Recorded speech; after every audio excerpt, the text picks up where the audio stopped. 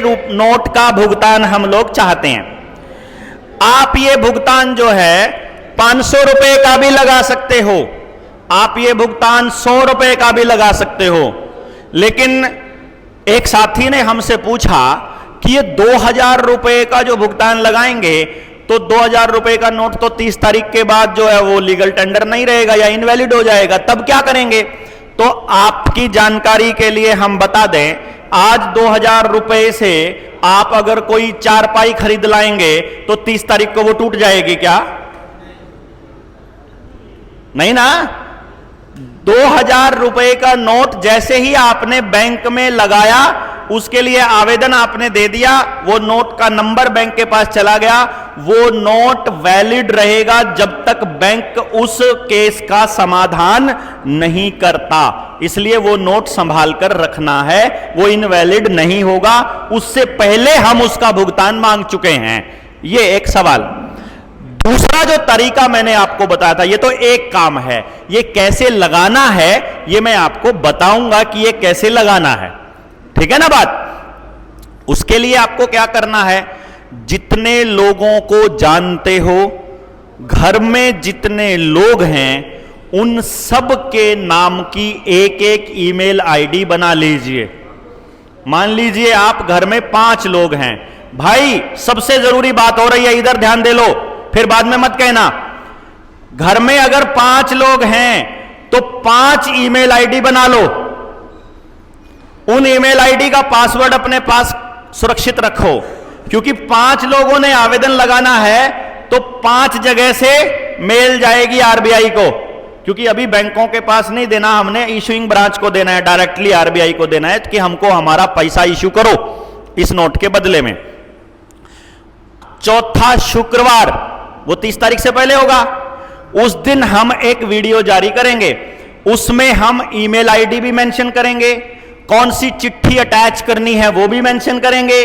2000 के नोट को स्कैन करके रख लेना है। अगर आपके पास 2000 का नोट नहीं है तो 500 के नोट को स्कैन करके रख लेना है।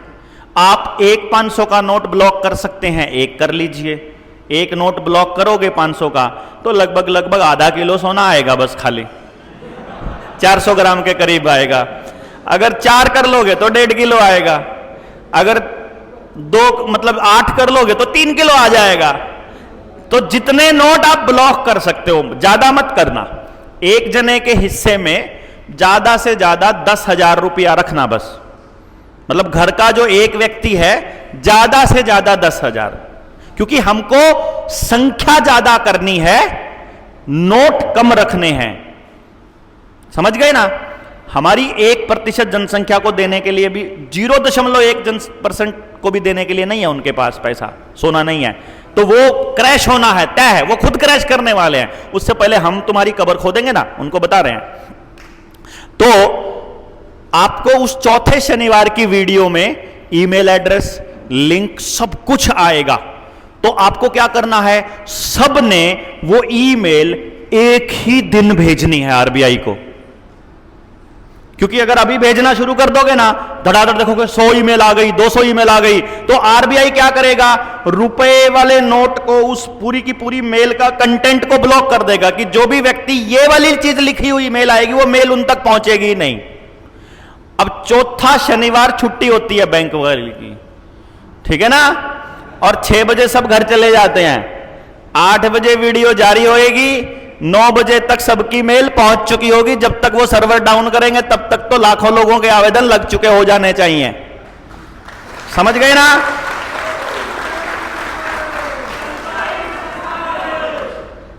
समझे? क्लियर है? तो ये हो गया पहला काम। अब हो गया दूसरा काम। दूसरा काम क्या करना है, जिन साथियों के लोन हैं वो हमको ये बताएंगे कि हम इस ट्रेनिंग में मौजूद हैं और हमको अपने लोन अकाउंट की स्टेटमेंट भेजेंगे। क्या भेजेंगे? लोन अकाउंट की स्टेटमेंट पीडीएफ में भेजनी है, फोटो कोई नहीं भेजना, ये ध्यान रखना। यहां इस ट्रेनिंग में खींची हुई फोटो के अलावा दूसरे फोटो नहीं भेजने। मतलब अपने बैंक का नोटिस आया है, कई लोग उसका फोटो खींचते हैं भेज देते हैं, फोटो में हैंग हुआ रहता है, देखा ना कल मेमोरी भूल हो गई थी। पीडीएफ भेजनी है आपको, पीडीएफ बना के लोन अकाउंट की स्टेटमेंट, और दूसरी चीज भेजनी है बैंक का नोटिस जो भी आया हुआ है, आपका कुड़की का आया है, आपका बैंक का नोटिस आया है, 138 का आया है, चेक बाउंस का आया, जो आया भेज दो, बात खत्म, बस आपका काम नहीं है वो। समझ गए ना? ना ये बताने की जरूरत भैया जी मैं पे नहीं कर पाया, मैं इधर को हो गया, कुछ सफाई नहीं देनी है, कुछ सफाई नहीं चाहिए। आप अपने साथी हो, बात खत्म। आपने लोन अकाउंट की स्टेटमेंट भेजनी है और अपना बैंक का नोटिस भेजना है, और मुझे एक लाइन लिखनी है कि और क्या जानकारी भेजनी है, बस वो मैं जानकारी का आपको मॉडल भेज दूंगा कि आपको वो जानकारी भी भेजनी है, बस। उसके बाद बाकी का काम हमारा, आपका फिर कोई काम नहीं। हम आपके दस्तावेज लगवा के आपको मेल, आपको मैसेज आ जाएगा कि ये कागज आपने बैंक को पोस्ट करने हैं, स्पीड पोस्ट करने हैं। उसके बाद बैंक वालों का क्या हाल होता है, अभी मल्ली हमारे बीच में है, अगर ये चाहे तो अपने साथियों को अपनी आप बीती सुना सकता है, तो मैं गुजारिश करूंगा आप आइए एक बारी। और ये इसलिए क्योंकि ये आपके महाराष्ट्र में ही रहता है, पुणे में रहते हैं ये, और इन्होंने, इनके साथ कुछ बैंक वालों का कुछ लफड़ा था। आइए आइए इधर आइए। उस लफड़े को इन्होंने कैसे हैंडल किया, या जनता सरकार मोर्चा ने कैसे हैंडल किया, ये उसका प्रैक्टिकल। आप में से किसी और ने आवेदन लगाया हुआ है महाराष्ट्र से लगाया हुआ है, तो आपके भी वही कहानी होगी जो इनकी होगी, इसलिए ज्यादा समझाने की जरूरत नहीं है। एक सही समझ लेना कि आपका लोन का क्या स्टेटस था, फिर दस्तावेज लगाने के बाद बैंक वालों का क्या हुआ, और अब क्या स्टेटस है, बताइए। नमस्कार। ये जो यहाँ जो मतलब बैठने की जो हिम्मत आ रही है ना, वो जनता सरकार मोर्चे की वजह से आ रही है। तो मैं हमेशा डॉक्टर धुरेंद्र बल्हारा जी को और उनकी टीम को ना हमेशा सैल्यूट करता हूँ कि इतना क्रांतिकारी काम कर रहे हैं कि मुझे लगता है हमारे देश में क्या पूरे वर्ल्ड में भी ये काम नहीं हो रहा है।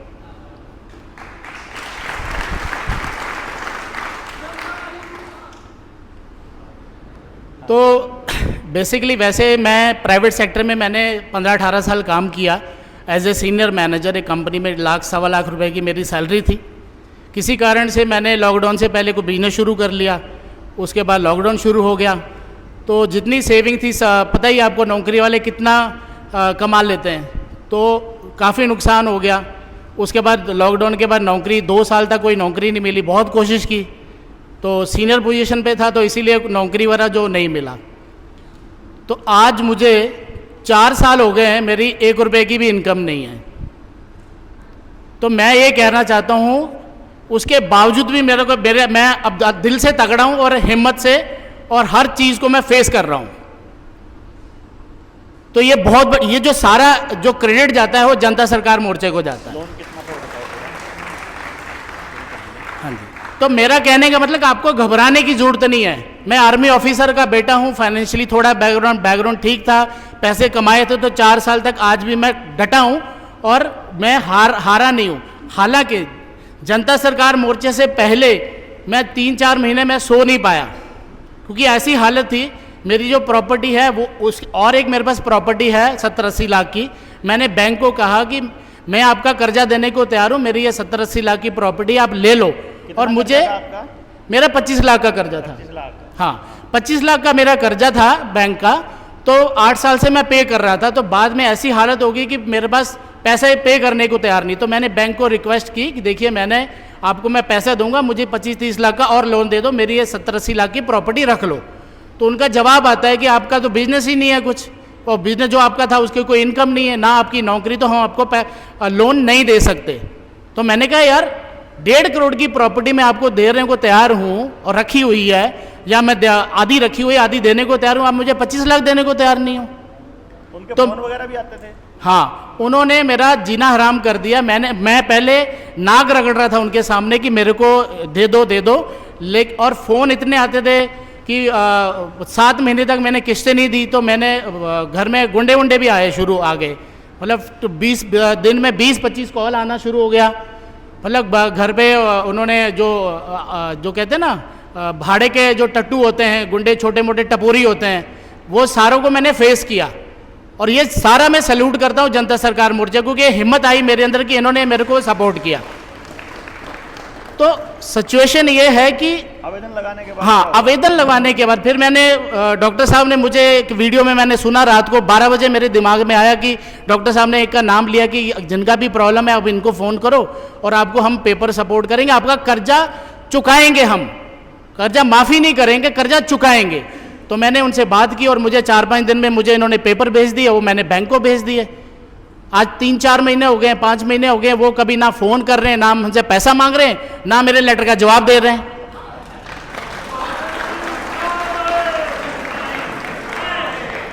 तो जो गला उन्होंने मेरा पकड़ा था यहां पे, मैं डरता था कि पता नहीं कब मेरी प्रॉपर्टी छिन जाएगी, तो आज उनका गला मेरे यहां पे है, मैंने पकड़ा हुआ उनका गला।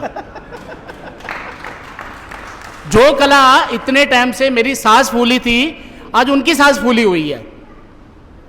तो कहने का मतलब आप लोगों को घबराने की जरूरत नहीं है। ये मैं इसलिए डॉक्टर साहब ने मुझे यहाँ बुलाया कि आप लोगों को विश्वास हो, हिम्मत हो, और क्योंकि जनता सरकार मोर्चा पूरा दिल से, दिमाग से और दिल से और विश्वास के साथ आपके साथ खड़ा हुआ है। जैसे मेरे साथ खड़ा है, आपके साथ भी वो खड़े हैं। Thank you very much. धन्यवाद मल्ली भाई। ये कहानी सैकड़ों नहीं हजारों नौजवान और परिवारों की है, जिनके दस्तावेज जब हमने भेजे तो अगले ही दिन बैंक वालों के फोन आना बंद। हम कुछ बोलते भी नहीं, हम तो लिख के देते हैं। हम तो उसमें लिखते हैं कि अगर हमारे को परेशान, हमारा सवाल का जवाब दे दो यार। हम कब मना कर रहे हैं? अभी एक साथी का मैसेज आया, उन्होंने बोला कि अगर बैंक ने आपको 1 लाख रुपया दिया है और बैंक कह दे हमारे वाले 1 लाख रुपए के बदले में उतना सोना दो, और बैंक आपको यह कह दे कि जो हमने नकली, हम मान ले, एक दूसरे साथी का सवाल है कि मान लेते हैं कि इस बैंक का नोट नकली है, बैंक यह कह दे कि जो नोट दिया है वही नोट दे दो हमको, भाई हमने जो दिया वो दे दो। भाई हम यही कह रहे हैं। पहला सवाल, बैंक ने जो नोट दिया है वो नकली है, साबित हो चुका है, तो नकली नोट के बदले सोना लेगा क्या?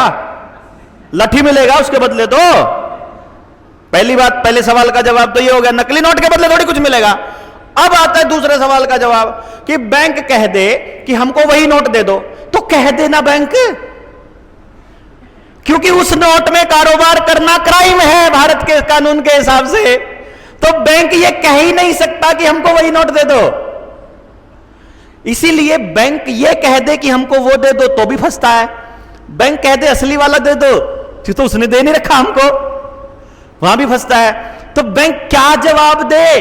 पूरी legal team, SBI, union, HDFC, अरे जितने बड़े बैंक, जितने मोटे बैंक, सबकी लीगल टीम जवाब दे गई ना भाई, इसका कोई तोड़ नहीं। जो कागज का कॉपी लगा रखा है उसका जवाब है ही नहीं किसी के पास। अब हम कहते हैं कोर्ट में जाओ, सुप्रीम कोर्ट हमारा केस लेने को तैयार नहीं है। सुप्रीम कोर्ट हमारा केस लेने को तैयार नहीं है, मालूम है आपको? इसीलिए इन्होंने डीआरटी बनाया, जो डेब्ट रिकवरी ट्रिब्यूनल है ना। जितने भी ट्रिब्यूनल इस देश के अंदर हैं, चाहे कंपनी लॉ ट्रिब्यूनल है सीएलटी, चाहे नेशनल ग्रीन ट्रिब्यूनल एनजीटी, जिसके नाम पर ये गाड़ियां बंद करा रहे हैं, और चाहे ये बैंकों वाले ट्रिब्यूनल, ये ट्रिब्यूनल कोर्ट और संविधान को बाईपास करने के लिए बनाए गए हैं, क्योंकि वो ट्रिब्यूनल बैंकों के नियम मानता है, वो संविधान को नहीं मानता, वो नेचुरल लॉ को नहीं मानता, जस्टिस को नहीं मानता, वो बैंक के नियम मानता है। तो वो नियम के हिसाब से काम करता है, कानून के हिसाब से नहीं करता है। कानून में, रूल में और लॉ में फर्क होता है, ये वकीलों को मालूम होता है। तो वो नियम के हिसाब से चलते हैं, कानून के हिसाब से नहीं। कानून के हिसाब से चलती है कोर्ट, और कोर्ट हमारे दस्तावेज लेने से मना करती है। वो क्या कहती है? आप जो कह रहे हो 100% सही है, बट एसएलपी इज डिसमिस्ड। आपकी एप्लीकेशन को हम नहीं ले सकते क्योंकि रॉथस्चाइल्ड पापा ने मना किया हुआ है, क्योंकि मालिक वही है। सुप्रीम कोर्ट का जज बनते ही सबसे पहले लंदन में जाके हाजिरी लगानी होती है, वो बताते हैं उनको, sorry milord but we don't trust you. हम ऑन रिकॉर्ड बोलते हैं, हम इस भारत की न्याय व्यवस्था पर बिल्कुल यकीन नहीं करते, क्योंकि भारत की न्याय व्यवस्था में फैसले होते हैं, न्याय नहीं होता, और वो फैसले उनके बनाए हुए कानूनों के हिसाब से होते हैं, और हम लोगों को सुनने वाला नहीं है कोई कोर्ट। इसीलिए ये लड़ाई जनता की अदालत से कोर्ट की अदालत में पहुंचेगी। इसलिए हमको लोगों की जरूरत है, जिनको समझे हुए लोगों की। जिस दिन 1 लाख समझे हुए लोग हमने अर्जित कर लिए, उस दिन हम भारत में स्वराज की घोषणा कर देंगे। इसकी मैं आपको बताता हूं।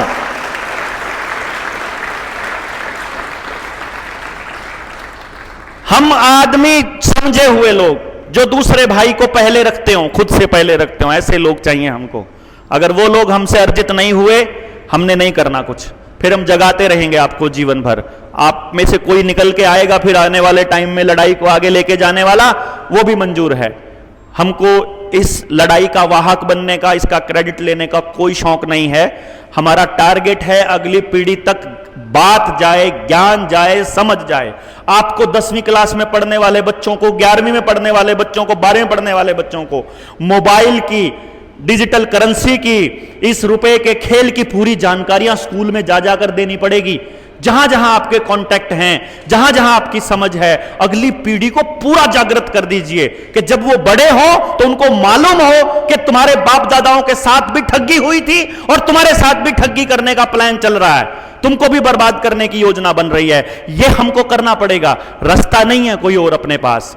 इसलिए जब हम वहां 1 लाख लोगों को खड़ा कर देंगे ना, वहां पर जिस दिन ऐलान होगा कि आइए आप अपना आ जाइए, 1 दिन के लिए आइए, जो 10 दिन के लिए आ सकते हैं 10 दिन के लिए आइए, जो 20 दिन के लिए आ सकते हैं 20 दिन के लिए, जो महीने भर के लिए आ सकते हैं महीने भर के लिए, और जो हमारी तरह जीवन भर के लिए आ सकते हैं वो जीवन भर के लिए। उस दिन हम वहां ऐलान करेंगे, आप आइएगा। हमने ये निर्णय लिया है कि जिस दिन हमने वहां अपना खूंटा गाड़ दिया, उसके बाद संपूर्ण आजादी के बिना घर नहीं जाएंगे हम लोग।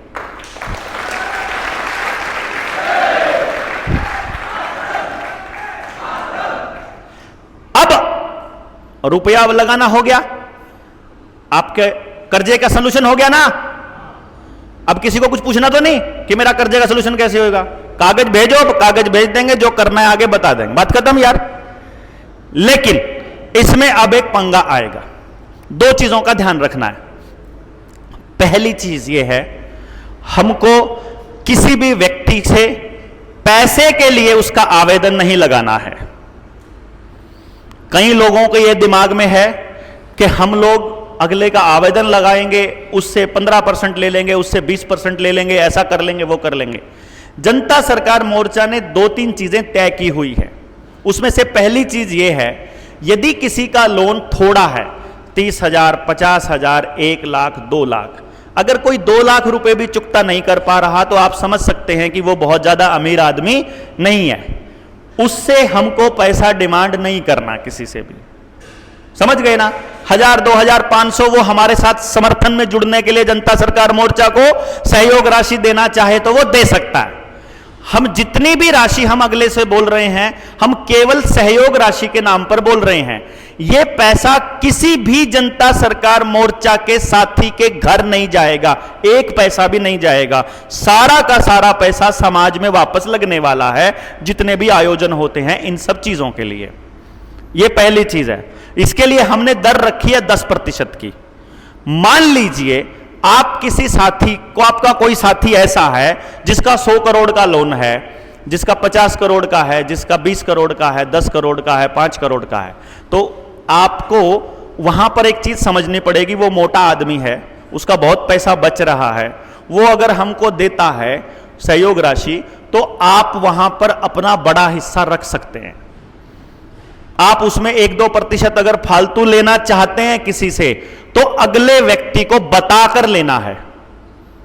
समझ गए ना। उनको क्या बताना है कि सहयोग राशि में 10% जनता सरकार मोर्चा का है, जिसमें से 60% तो केंद्रीय नेतृत्व का है, मतलब जो सेंटर में, जो पूरे इंडिया में जो समझा रहे हैं लोग घूम रहे हैं, 40% उस स्टेट का या उस डिस्ट्रिक्ट का है कि नहीं? मतलब आपको भी वो समाज के ही काम लगाना है, व्यक्तिगत किसी को यूज नहीं करना। क्योंकि जब आप समाज में जाएंगे, आपकी सामाजिक प्रतिष्ठा बढ़ेगी, तो जो काम, जो बिजनेस आप कर रहे हो ना, उसमें आपकी तरक्की अपने आप हो जाएगी। आपको इस वाले पैसे की जरूरत नहीं है, मुझे ऐसा लगता है। आपका वैसे ही सेल बढ़ जाएगा दूसरी चीजों का, ठीक है ना? तो अभी क्या करना है आपको कि जिस भी व्यक्ति को पैसे लेना है, आपने बताकर लेना है। 10% भी सारा का सारा शुरू में लेने की कोई जबरदस्ती नहीं है, क्योंकि उसको 10% देने की हिम्मत होती तो वो किस्तें ही चुका लेता अपने, है कि नहीं? तो उसको क्या बोलना है कि अभी उसकी राशि के हिसाब से अपना जो साथी है, जिसके पास कागज भेजेंगे, जो मैं पहले मेरे पास भेजेंगे, मैं आगे भेज दूंगा, जो भी आपको कागज भेजेगा वो व्यक्ति आपको बता देगा कि अभी के लिए आपके दस्तावेज की इतनी राशि हमने जमा करी है। वो जमा क्यों करी है उसका कारण बताता हूं। कुछ लोग बड़े शाणे होते हैं, वो क्या करते हैं, वो देखेंगे, वकील है जैसे, वकील क्या करता है, वकील तो एक ड्राफ्ट को लेता है और उसी की कॉपी पेस्ट मारता रहता है, अगले वाले को भी वही चिपता रहता है। क्यों जी? ऐसे ही होता है, सेम कॉपी है, नाम बदला, वो बदला और लगा दिया। वकीलों का ये काम होता है। यहां हमने क्या किया, आपका आवेदन अगर हमारे पास रजिस्टर में एंट्री है, कल को जब हम जनता की अदालत से कोर्ट में पहुंचेंगे, तो जिसकी हमारे पास एंट्री होगी केवल उनका ही मुकदमा लड़ा जाएगा।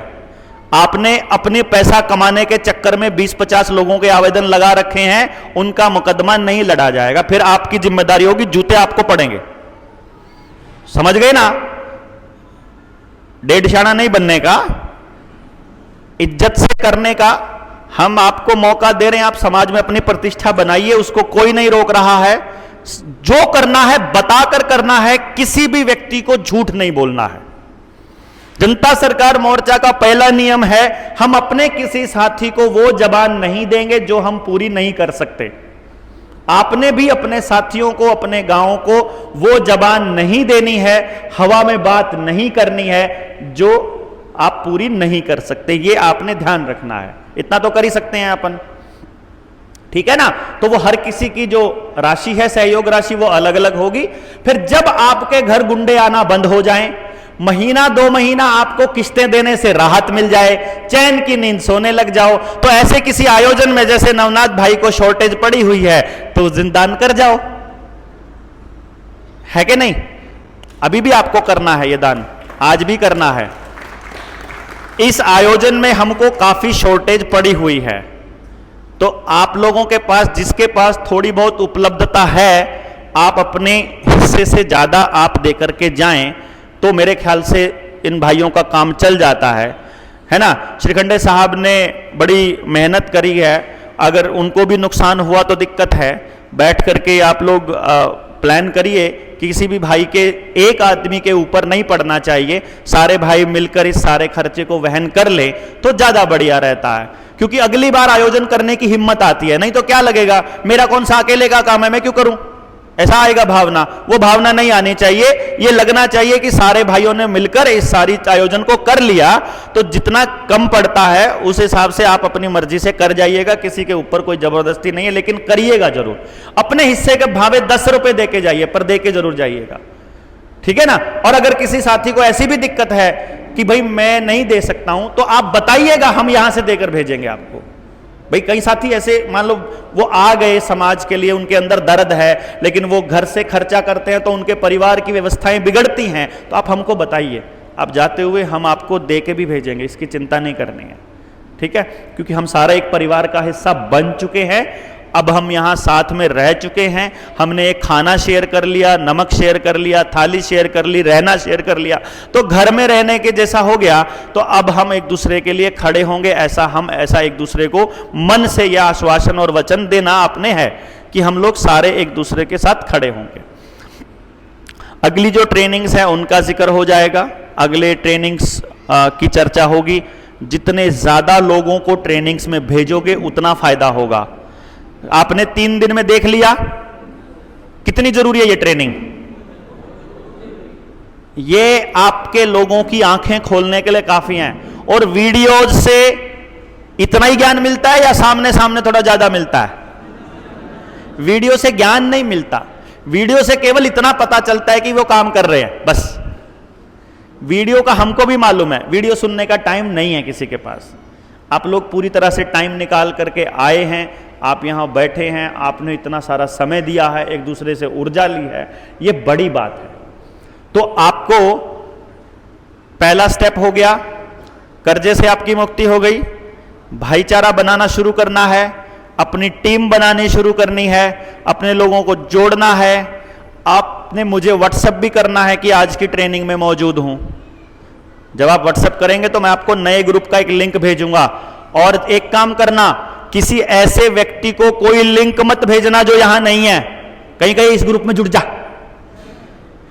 ऐसा नहीं करने का। आप लोग हैं, क्योंकि हम लोग सारी चीजें सबके लिए नहीं संभव होती, इसीलिए आपके प्रति हमारी जवाबदेही बनती है। आप जब समाज में जाओगे, आपसे जब कोई सवाल पूछेगा तो आपको क्या जवाब देना है, ये सब लोग हम लोग बताएंगे ना आपको। तो आप जाएंगे जब, तो जितने सवाल बनते हैं ग्रुप में मैसेज डालिए कि जी ऐसे ऐसे करके हम गए, वहां हमसे लोगों ने ये सवाल पूछा, तो उसका हम क्या जवाब दें। तो वो जवाब यहां पूरे नहीं हुए तो अगले 7 दिन की ट्रेनिंग में पूरे हो जाएंगे, उसमें नहीं पूरे हुए आपके ग्रुप में पूरे हो जाएंगे। और जिन साथियों ने हमको सवाल लिख करके दिए हैं, उनमें से कर्जे वाले मुद्दे पर जिन जिन के सवाल थे, उनमें से किसका सवाल अभी बचा हुआ है? सबके हो गए ना? रहता है तो आपकी पर्चियां हम पढ़ लेते हैं। आप आइए विनायक जी, जिस जिसका जो सवाल है आपने लिख के दिया हुआ है, केवल उन्हीं के जवाब दिए जाएंगे। नए सवाल आएंगे तो नया सवाल अब नहीं लिया जाएगा, क्योंकि वैसे तो हम 4 दिन यहां बैठे रहेंगे, है ना? समझे कि नहीं? जिन्होंने दे रखा है सिर्फ वही होंगे। तो अभी हम सवाल पूछ लेते हैं। पहला सवाल मेरे पास ये है, 1 रुपए की कीमत 770 मिलीग्राम सोना है, ये मांग बैंक के पास करना है, तो बैंक उस हिसाब से ज्यादा लोन, ये लोन क्या लिखा है, अमादर बढ़ाएगी। अच्छा, अभी जब बारिश आई ना तो मेरे को एक बात याद आई, वो जो बताया मेरे को यहां मराठियों ने, इन्होंने बोला, क्या बोला ये, पैसा जाला खोटा पाउस आला मोटा है ना? अभी बोला कि हमने बोल रहे थे उस टाइम रुपए के ऊपर, जैसे ही हमने कहा पैसा सारा खोटा है जो है, और उसी टाइम पे पाउस हाला मोटा, कहते बारिश आने, कितना बढ़िया। तो ये तो एक तरह से बचपन में कभी सुना नहीं था कि ये सच होने वाला है। ये बोलते हैं कि सोचा नहीं था कि ये सच होने वाला है और ये अभी आपकी इस मीटिंग के अंदर बिल्कुल 100% सच हुआ है ना? बिल्कुल बोलते ही कि पैसा खोटा होते ही बारिश आया एकदम से। तो यहां से शुरू करते हैं। 1 रुपए की कीमत 770 मिलीग्राम सोना है, ये बैंक के पास, ये मांग हम बैंक के पास करते हैं, तो बैंक भी उस हिसाब से ज़्यादा लोन अमाउंट बढ़ाएगी। मेरे ख्याल से इसका जवाब आप पास आइए ना, नजदीक आइए ना। हाँ,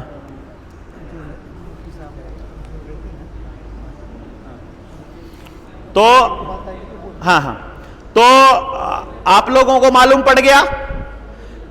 मेरे ख्याल इसका जवाब दे चुका हूं ना। बैंक ने जो आपको रुपया दिया है उसके बारे में एक और कहानी बताता हूं। मैं 100 रुपए लेके बैठा हूं, मैंने आपको 40 रुपया लोन देना है, तो हिसाब किताब क्या कहता है कि मैं अपने बही खाते में लिखूंगा 100 रुपया मेरे पास है, 0 रुपया अशोक के पास है। जब पैसा मांगा, इनके पास पैसा नहीं है, अब मैं अपने 100 रुपए में से इनको 40 रुपए दे दूंगा, तो मैं अपने खाते में क्या लिखूंगा, 100 माइनस 40 और नीचे 60, और इधर लिखूंगा 0 प्लस 40 टोटल 40, इधर 60 इधर 40। अभी बैंक अपनी बही खाता में क्या लिखता है मालूम है? जिसको बैलेंस शीट बोलते हैं, उसमें क्या लिखता है, 100 0 40 40, इधर माइनस लगाना भूल जाता है। तो असल में जब टोटल करता है महीने में, तो इधर 140 और उधर 40। समझेगा?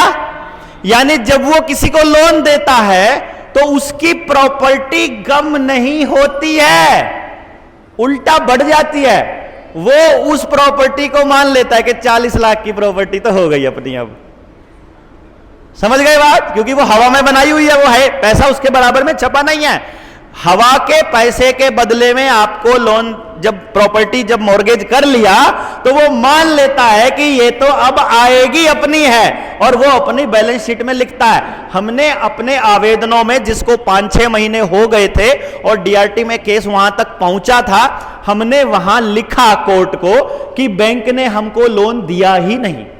बैंक से बैलेंस शीट मंगवा करके पूछो, बैलेंस शीट में जहां उसके पास प्रॉपर्टी कम हुई होगी ना, इसने जहां से हमको दिया वो दिखा दे। बैंक अपने को देता ही नहीं लिख करके कि हमको लोन दिया है, कि उसका कुछ कम हुआ ही नहीं होता। मतलब यहां पर सब जगह झोलमाल है, झोलमाल सब। Paper currency act, coinage act, क्या ये कायदे रातों रात रद्द कर दिए तो हमारे आंदोलन का क्या अस्तित्व रहेगा? देते रहिए करके।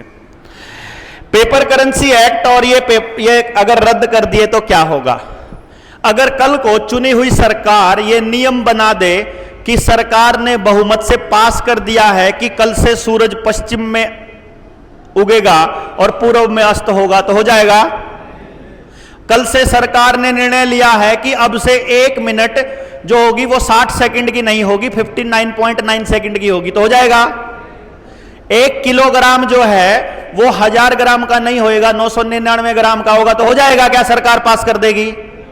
अगर सरकार पास कर दे कि पास कर दिया ऑर्डर चुनी हुई सरकार ने कि कल से विनायक लड़की बोला जाएगा, तो बोल देंगे। ये क्यों बोला मैंने? ये सिद्धांत है। सिद्धांत को कोई सरकार, कोई दुनिया का व्यक्ति नहीं बदल सकता। इस सिद्धांत को बदला इसीलिए पूरी सृष्टि विनाश के रास्ते पर चली है। इस सिद्धांत को चेंज करना ही मानवता के खिलाफ है।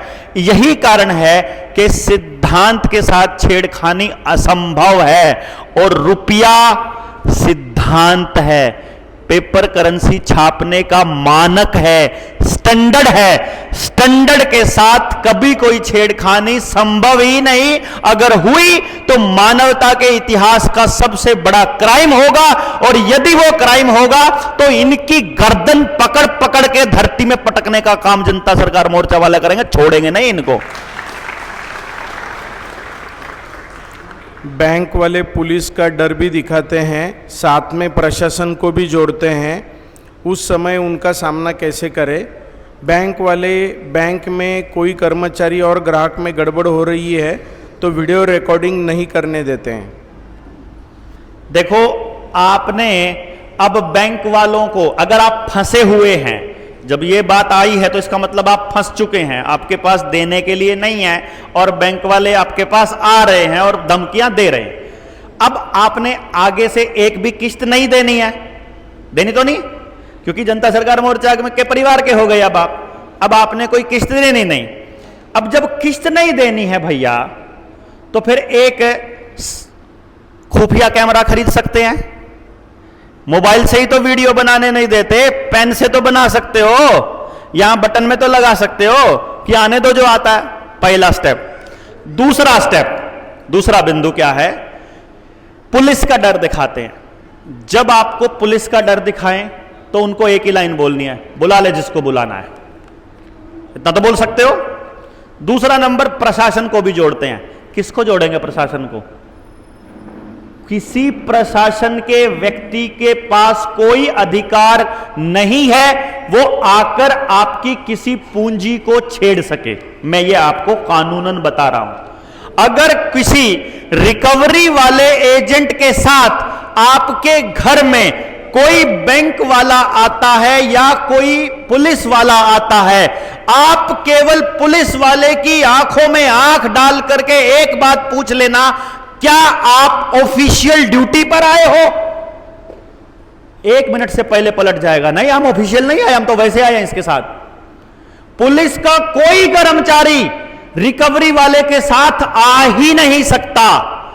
अगर वो आ सकता है तो उसका एक ही कारण है, वो वहां कानून व्यवस्था को मेंटेन करने के लिए आता है, क्योंकि रिकवरी वाला उसको 500,000 रुपए देकर लाता है, इसलिए वो रिकवरी वाले के फेवर में बोलता है और आप डर जाते हो क्योंकि पुलिस वाला बोल रहा है। आपको यह कानून पता होना चाहिए, रिकवरी वाले के साथ पुलिस वाला नहीं आ सकता। यदि आया है तो वो केवल कानून मेंटेन करने के लिए आया कि कहीं आपके बीच झगड़ा ना हो जाए, वो केवल इसलिए आया है। इसलिए पुलिस वाले से एक बार इतना पूछना, आप इसके साथ हो क्या? पुलिस वाला कहेगा नहीं मैं इसके साथ नहीं हूं। और अगर आप साथ हो तो आपका बेल्ट नंबर कितना है, आपका नाम क्या है, आप कौन से थाने से हो, 4 बातें पूछना, इतने में पुलिस वाले की हवा निकल भाग जाएगा। वो सच्ची बता रहा हूं आपको, जिसे प्रैक्टिकल कोई पुलिस वाला नहीं आ सकता, किसी पुलिस वाले के पास इतनी गुंजाइश नहीं है। और वीडियो रिकॉर्डिंग का मैंने बोल ही दिया, पुलिस वाले का बोल ही दिया, समझ गए? बोलिए। 1 रुपए की वैल्यू 770 मिलीग्राम सोना कैसे, किसने डिसाइड किया? सोने की वैल्यू अभी के टाइम से ले रहे हैं तो वो भी ऊपर नीचे होता है। सोने का भाव ऊपर नीचे होता है तो रुपए के नोट का भी होता है। बोला तो क्या करेंगे? ऐसा बोला तो ये बोले तो अरे बोलो ना उसको। बैंक वाले को आपने भाई नए प्रश्न मत दीजिए यार, ऐसे तो शाम तक लगे रहेंगे, प्रश्न में से प्रश्न आता रहेगा, पहले क्यों नहीं पूछे? हम ऐसे थोड़ी लगे रहेंगे कल तक। 7 दिन की ट्रेनिंग हो रहा है यार, आपके सारे सवालों के जवाब मिलेंगे, व्हाट्सएप ग्रुप में डाल देना, वहां से मिल जाएंगे।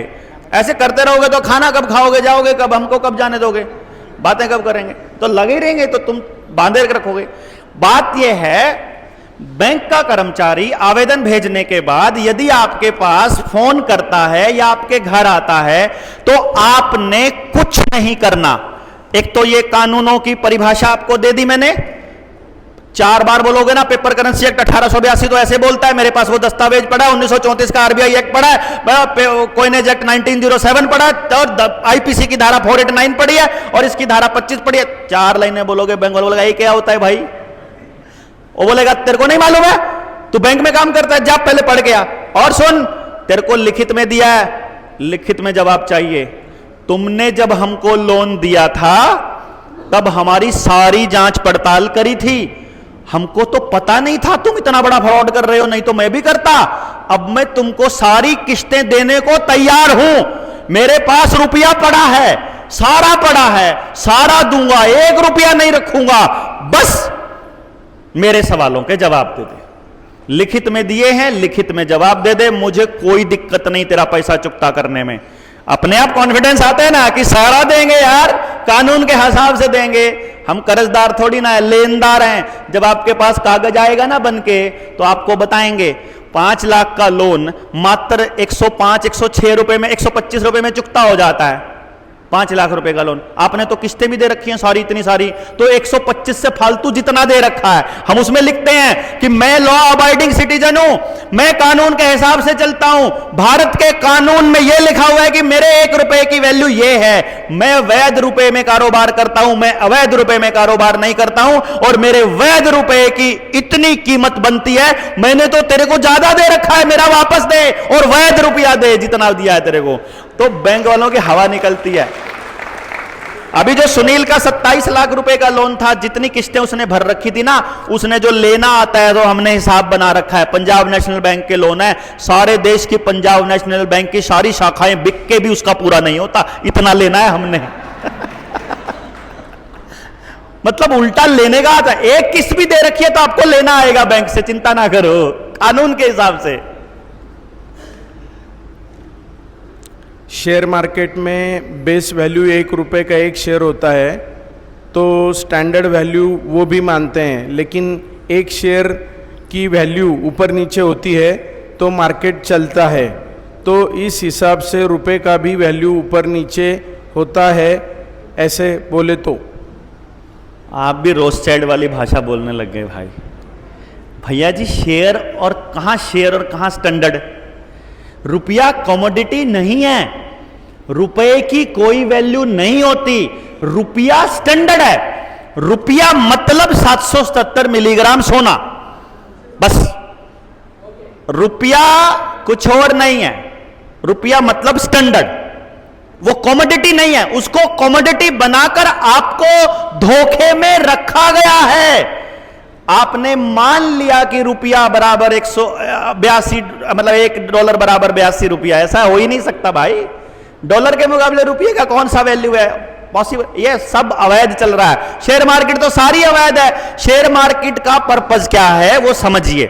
शेयर मार्केट का ये पर्पज है, सुनार ने पर्चियां छापी, अडानी को पकड़ा दी, उसने कंपनी खोली, मीडिया ने बताया अडानी के शेयर बढ़ रहे हैं, जनता ने अपनी गाड़ी कमाई लगा दी, शेयर बढ़ गए और जनता ने लगा लिए, उन्होंने अपना हिस्सा असली वाला निकाल लिया और बाकी का डुबो दिया। तो आपका सारा जपत, उसकी पर्चियों के बदले आपकी असली पूंजी लपेटने का काम शेयर मार्केट का है। शेयर मार्केट में आपके पूरे गांव से एक आदमी को फायदा मिलेगा तो 50 डूबे हुए मिलेंगे आपको। शुरुआत वाले को फायदा, बाकी सब लूटेंगे जैसे जुए में लूटते हैं। ये एक ही काम है शेयर मार्केट का, इससे ज्यादा का कोई काम ही नहीं है। सब कुछ हवा में रहता है। अभी जो देश में पिलर बनाए हैं, अंबानी को, अडानी को एयर इंडिया दे दिया, टाटा को फलाना दे दिया, डिमके को डिमका दे दिया, अटरम पटरम शटरम को, इस सब में क्या हो रहा है? खाली आपका पैसा खींचा जा रहा है और 4-5 जगह स्टोर किया जा रहा है, ताकि जब पूरा देश डुबोना हो तो केवल 4 कंपनियां ही डुबोनी पड़े। अगर हमारे पास पैसा डिस्ट्रीब्यूटेड रहेगा तो हम देश को डूबने नहीं देंगे।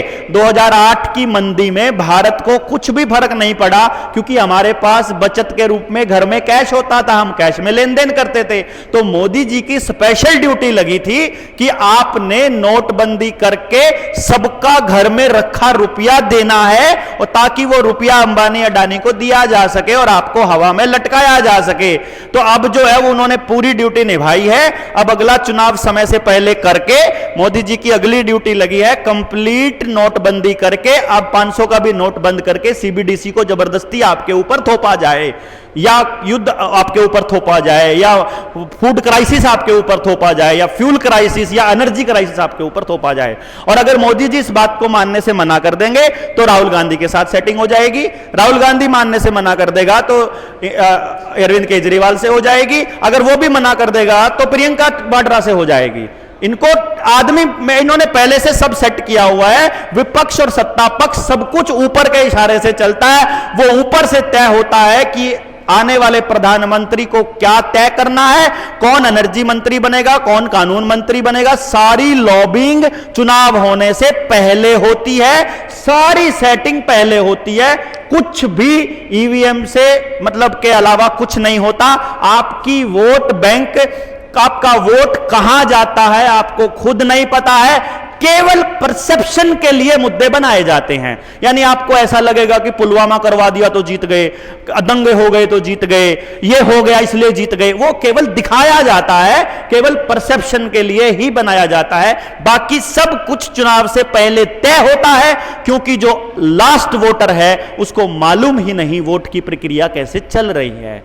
यह समझने का बात है।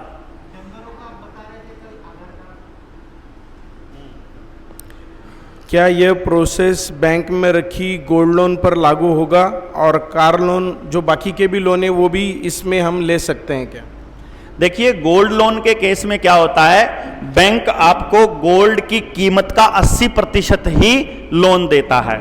अगर आपका जो गोल्ड है वो 5 लाख का है तो वो आपको 4-4.5 लाख रुपए का ही लोन देता है, और गोल्ड की कीमत बढ़ रही होती है और आप लोन चुकता करते कम आते रहते हो। तो इसलिए अगर गोल्ड लोन है तो गोल्ड निकलवा लो पहले, चाहे किसी से उधार लेके देना पड़े। गोल्ड को तो अपने पास रखो। असली पूंजी गोल्ड और लैंड है। गोल्ड तो उनके पास जमा है, लैंड पे तो आपका कब्जा है।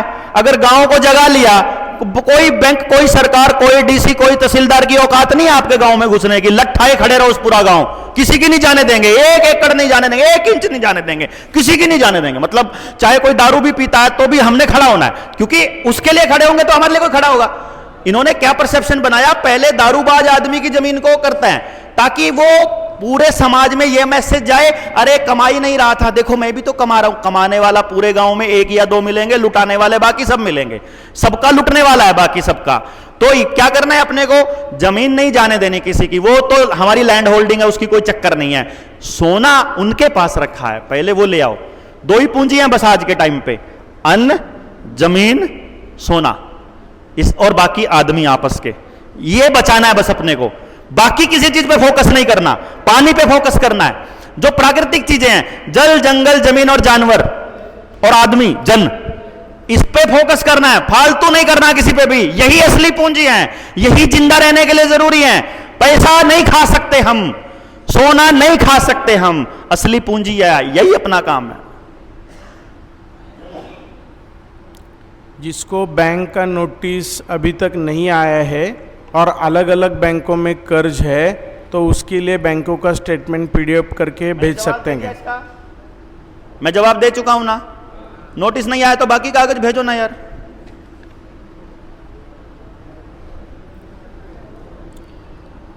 बैंक कर्ज डिफॉल्ट होने के बाद उनके साथ कैसे निपटा जाए? मेरे ख्याल से जितने सवाल हैं सबके जवाब मैं ऑलरेडी दे चुका हूं, रिपीट होने शुरू हो गए हैं। जिसका सवाल बचा होगा उसको वो हमारे ग्रुप में आ जाएगा, मैसेज करेगा और उस ग्रुप में आपको जवाब देंगे। पब्लिक को जवाब देने का टाइम नहीं है, क्योंकि अब आप ट्रेंड आदमी हो, अब आपको समाज में बात करनी है, तो आपके पास पूरा हथियार होना चाहिए, वो हम जिम्मेदारी लेते हैं। तो आप जब भी मैसेज करेंगे देर सवेर आपको उसका जवाब मिल जाएगा। आप केवल इस बात के लिए तैयार रहिए कि कभी भी कॉल आ सकती है। सरकार उधर से पेंडेमिक ट्रीटी साइन करने को जबरदस्ती करे, जब देश खतरे में आने लगेगा हम लोग घरों से निकल लेंगे।